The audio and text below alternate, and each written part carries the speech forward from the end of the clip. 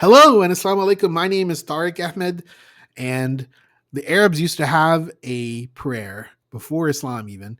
Oh Allah, protect us from every Tariq, except the one who brings good. So I ask Allah to make me a Tariq who brings good in the course of this podcast. This is the 6th episode of the Democratic Way. And you can subscribe to this podcast series at taraqa.substack.com. And I hope you will subscribe, and I hope you will like this video, and I hope that you will share it with others. And you can also follow and like and subscribe to this series on YouTube at Freed by Islam. That's the name of the channel.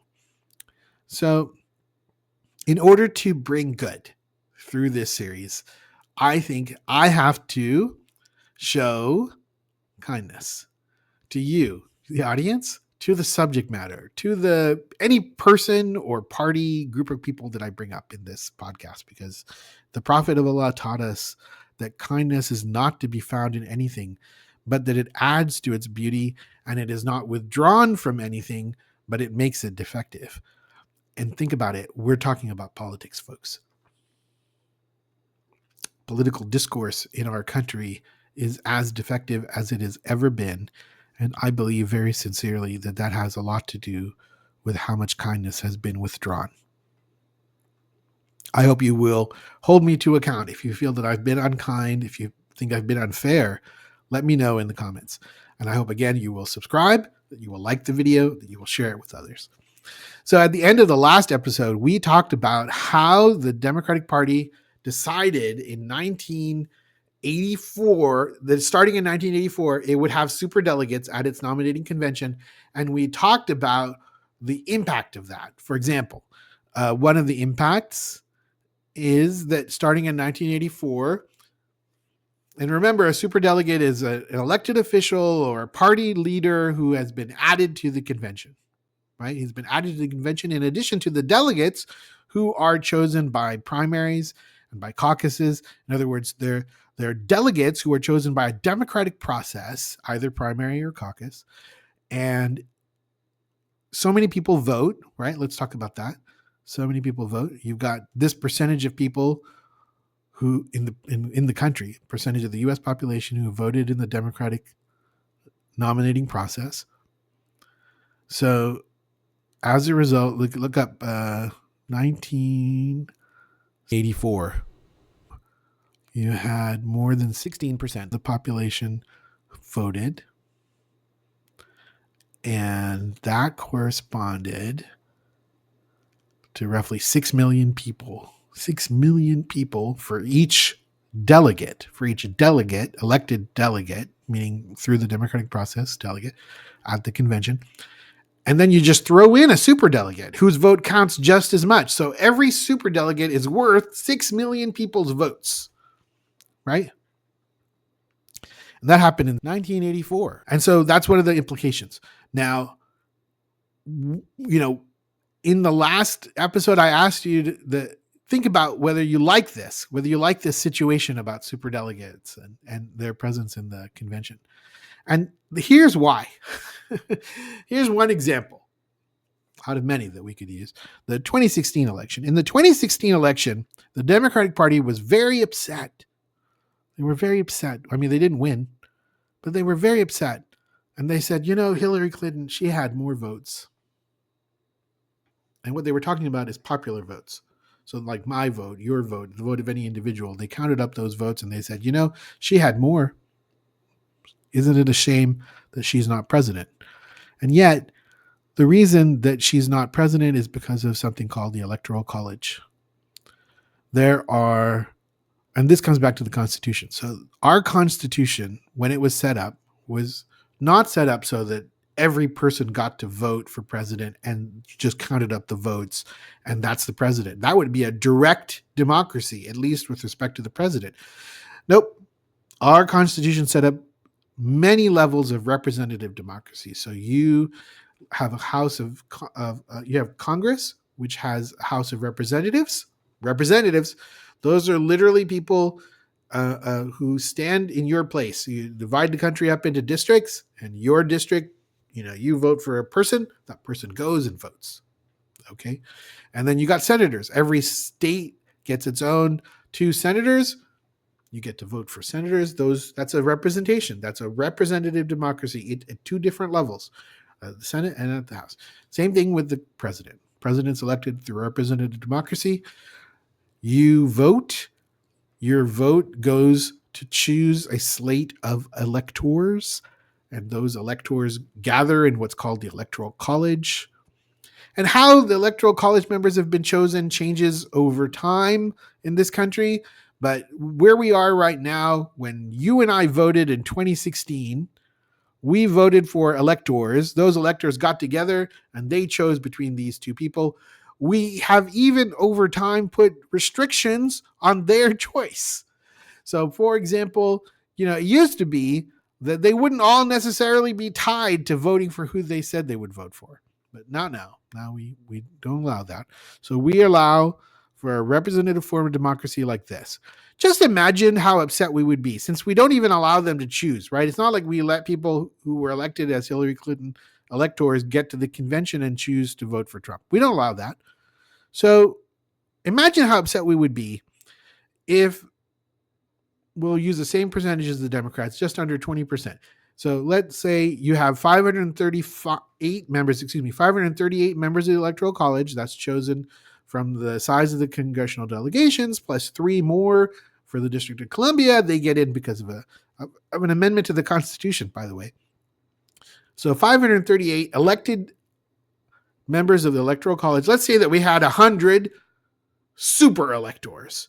And God knows how those are chosen. The super electors, some 100 righteous people that the politicians get together and decide, and they're either elected for life. I don't know how they're elected. But anyway, 100 people who didn't get elected, didn't get chosen by any democratic process at all.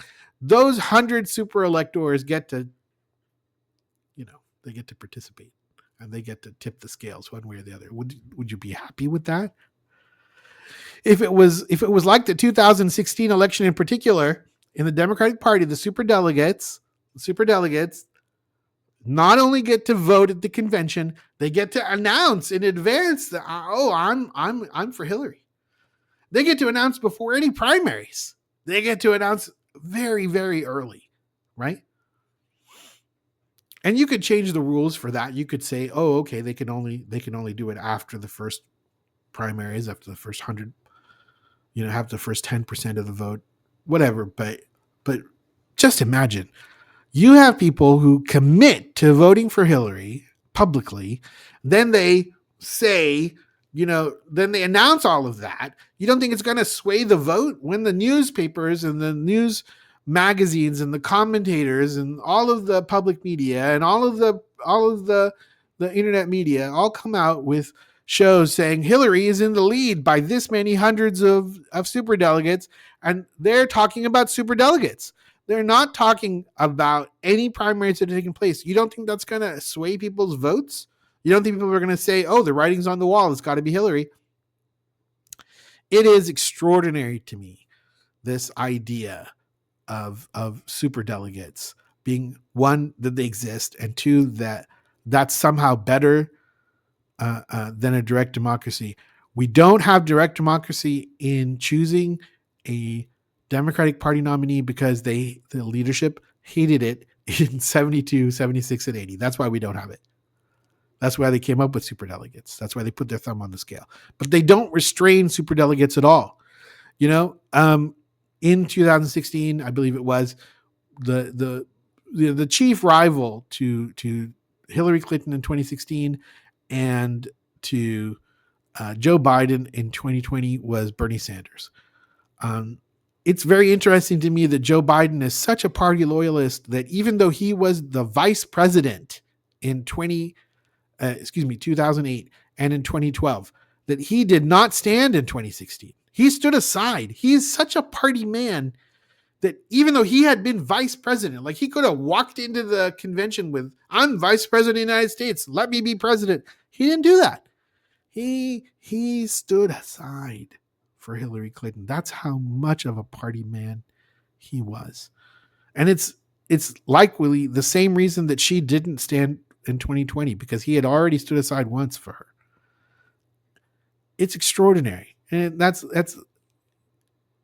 yet not enough. It's not democracy. That's just how the party works. If the party wants that, okay, that's fine. I don't mind the party choosing its own candidate. What I mind is being told that now we have enough democracy. This is what I mind. What I mind is that in 2024, when there wasn't even a primary that chose Kamala Harris, there was a primary, but it was still her boss at the time, Joe Biden, who was in those primaries. She wasn't contesting those primaries. So in 2024, we had a candidate who was chosen the way that the candidate was chosen in 1968. In 1968, Hubert Humphrey was chosen as the Democratic Party nominee without ever having contested a primary. That's what happened in 2024. We were told this is enough democracy. It's enough democracy that you have Democrats and Republicans each come forward with their candidate. It's not enough democracy. It's not democracy at all. Either we should have more than two candidates. And we're going to talk about that. We're going to talk about why we don't.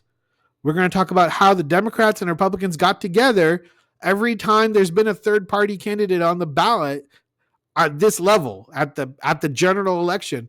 Every time there's been a third party candidate, what they've done to make sure that that candidate is not viable. There are candidates on the general election ballot that are not Democrats and not Republicans. There are such candidates, but they have been suppressed. They have been kept out of the presidential debates. They have had their opportunity to get on a ballot in a state contested by the Democrats and Republicans to the point that they can't get there. And so what happens is that you have the alternative voice. The alternative voice that might appeal to Democrats has to run as a Democrat.